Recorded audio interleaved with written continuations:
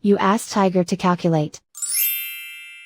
This deals with linear inequalities with one unknown.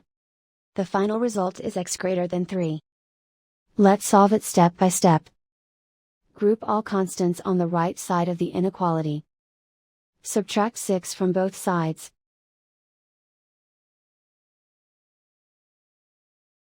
Simplify the arithmetic.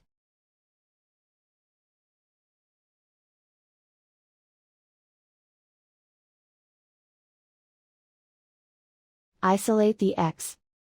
Divide both sides by -5.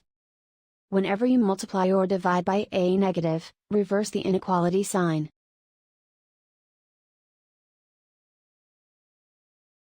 Cancel out the negatives.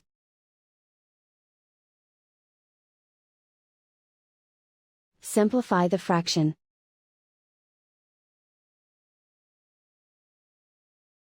Cancel out the negatives.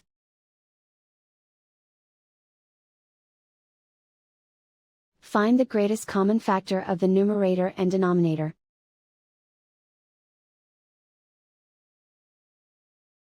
Factor out and cancel the greatest common factor.